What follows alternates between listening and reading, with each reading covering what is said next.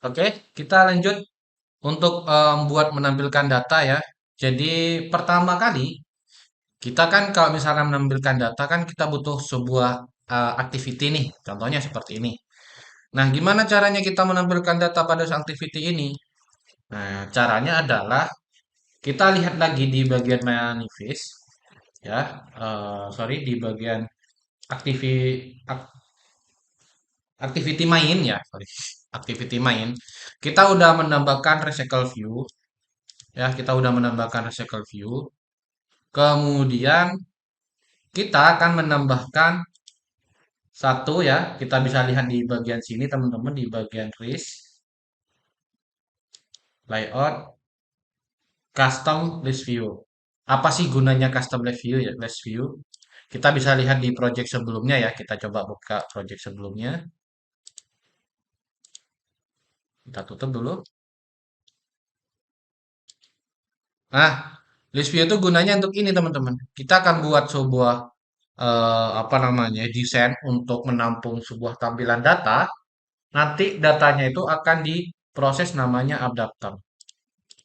Mungkin saya bisa bilang gini, adapter eh, custom list, sorry, recycle view Android. Jadi gambarannya itu dia nanti apa ya, kayak ditampung sama adapter gitu. Nanti adapternya itu ngeproses ke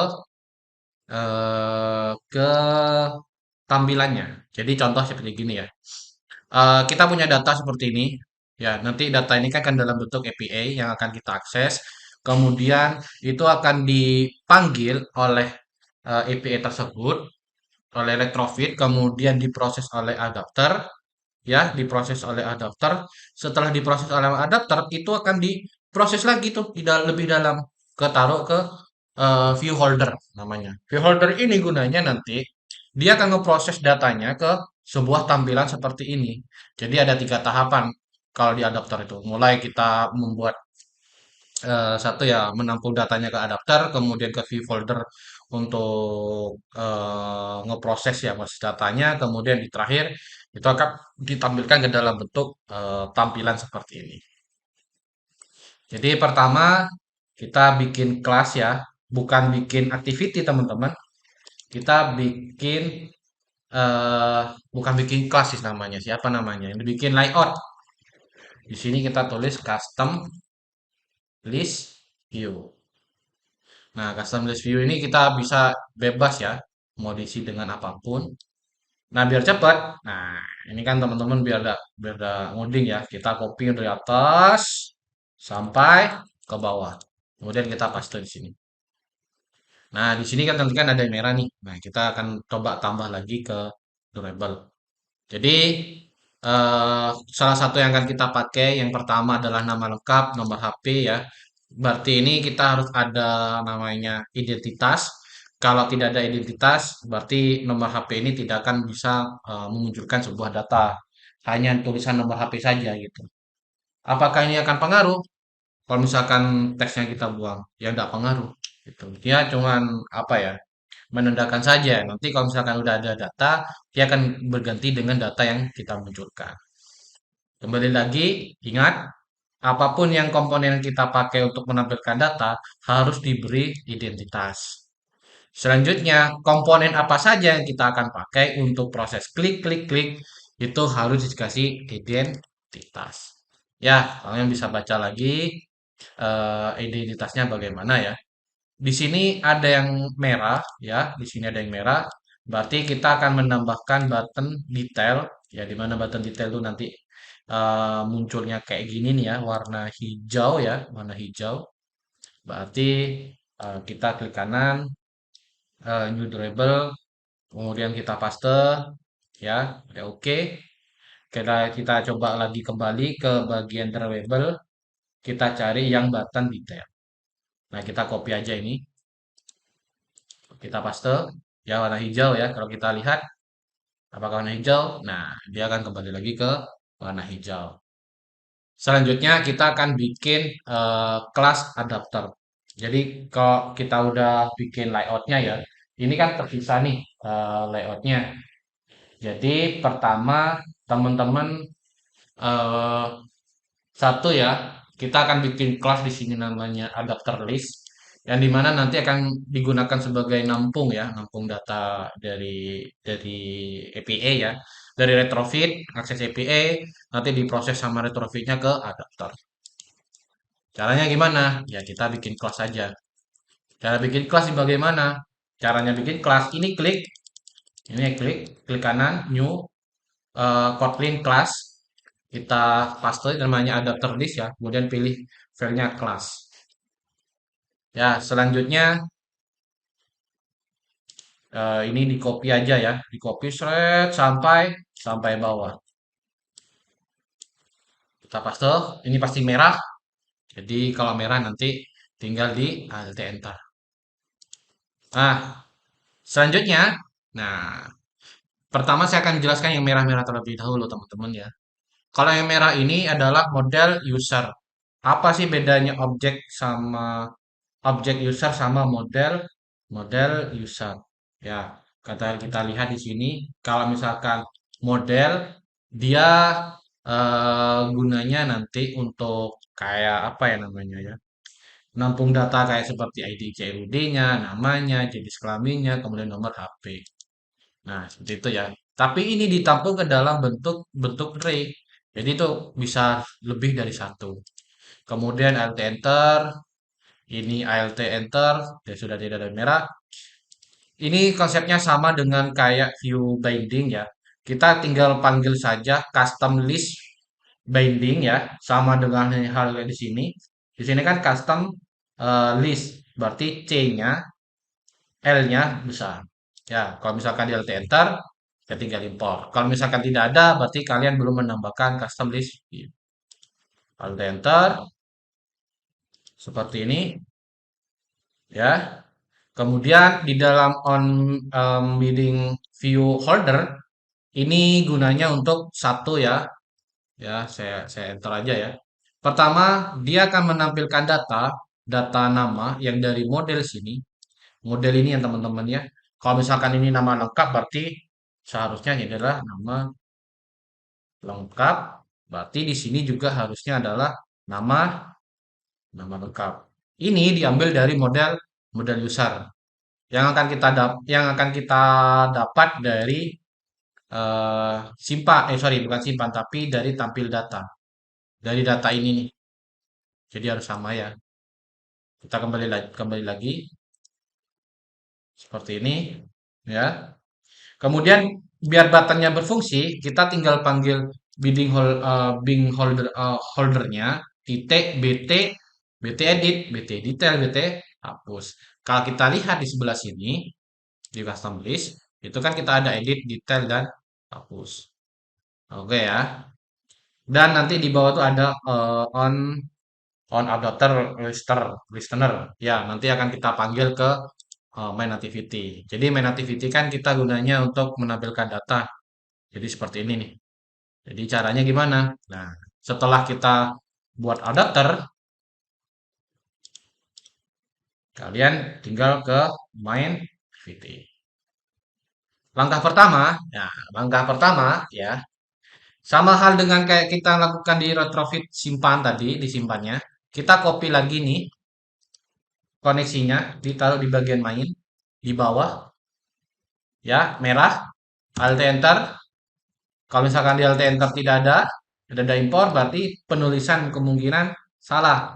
Di sini kurang, kurang R. Nah, di bagian TR. Nah, itu ya keluar ya, alt enter. Selanjutnya kita coba ke bawah ya. Ini kan terlalu banyak nih. Nah, jadi teman-teman ikuti saya dulu ya. Pertama, kita panggil function tampil data. Function tampil datanya, kita panggil. Kita taruh di bawah, seperti ini. Error, tidak perlu takut. Kita alt enter aja, pilih yang retrofit. Kita LT, LT enter ya. Sama halnya yang tadi. Nah, kayak gini. Nah, kayak gini ya. Oke, ada yang salah. Oke, kita cek lagi, sorry. Buktikan ya. Ininya di alt enter. Nah, di sini ada yang merah. Merahnya di bagian adapter ya. Berarti kita panggil adapternya ya, yang telah kita punya, kita panggil adapternya. Berarti kita kembali lagi ke atas. Yaitu ini kita copy, kita taruh sebelah sini. Nah, kemudian masih ada yang merah. Kalau misalkan terjadi seperti ini teman-teman ya, ini ada yang merah ya. Kalau kayak gini merah, kalau kita lihat, kita coba di seperti ini ya, coba kita klik ya. Jadi kayak gini ya teman-teman ya. Oh sorry, tadi tadi mana ya? Nah, jadi kayak gini ya, merah ya. Ini merah, kalau misalkan tidak ada impor, gimana caranya? Nah, caranya adalah kalau misalkan kita ada proses namanya implementasi interface, kita tinggal klik aja ini, kemudian kita oke. Jadi interface yang kita punya di adapter ini, dia diimplementasi di dalam main activity. Jadi kita tidak akan melakukan proses edit, delete, detail itu di dalam adapter. Jadi adapter itu cuma buat proses saja. Nanti untuk on click datanya itu ada di dalam manifest. Sorry, di main activity di sebelah sini ya. Oke ya. Setelah ini sudah selesai, jadi kita akan coba panggil ya. Kita panggilnya gimana caranya bisa bisa apa namanya? Bisa responnya bisa enak gitu. Bukan responnya enak sih, apa ya bisa bisa saya bilang ya. Jadi kalau misalkan pindah halaman itu di reload. Jadi contohnya seperti gini ya teman-teman. Saya punya contoh seperti ini. eh saya hapus ya, saya hapus seperti gini. Nah, dia kan langsung langsung hilang datanya kan ya. Langsung langsung refresh gitu kan ya. Kenyataannya adalah ketika kita melakukan tombol iya, function tampil ini dia akan dipanggil lagi gitu, dipanggil kedua kali. Jadi konsepnya kayak gini. Ketika kita buka aplikasi, nah dia akan menampilkan sebuah data. Jadi function tampil ini kita panggil. Misalkan kita tambah data, kemudian kita tutup, itu dipanggil gitu. Kalau misalkan kita tidak menggunakan namanya on result, ya. Kalau kita tidak menggunakan on result, setelah kita menambahkan data, data itu tidak akan muncul di sini. Jadi tidak apa ya, tidak real time gitu, tidak real time.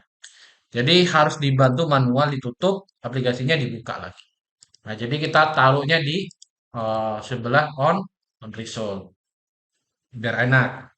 Ya, kita coba ya. Kita coba jalankan. Kita udah nambahkan tampil data ya. Nah, selanjutnya kita akan coba untuk yang eh, hapus data ya. Karena hapus data ini sangat gampang sekali. Ya muncul ya, muncul datanya. Kalau kita klik ya nggak muncul apa-apa. Hanya muncul error gitu. Ya kalau misalkan error, kita bisa lihat di bagian loadcat. Nah kalau misalkan ada yang error, ini error nih. Errornya di barisan 58 di manifest. Error di bagian ini.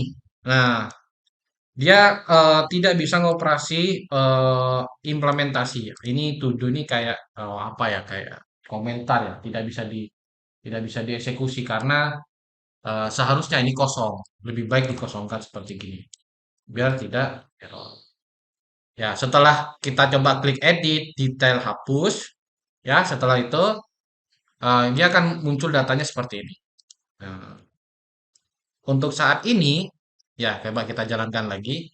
Dengan project yang kita buat saat ini, dia hanya bisa untuk menampilkan data, tapi belum bisa melakukan edit, detail, sama hapus. Ya, jadi gimana caranya? Nah, cara pertama kita akan buat untuk hapus data. Karena hapus data ini sangat gampang sekali. Oke ya, kita lanjut di video untuk menghapus data.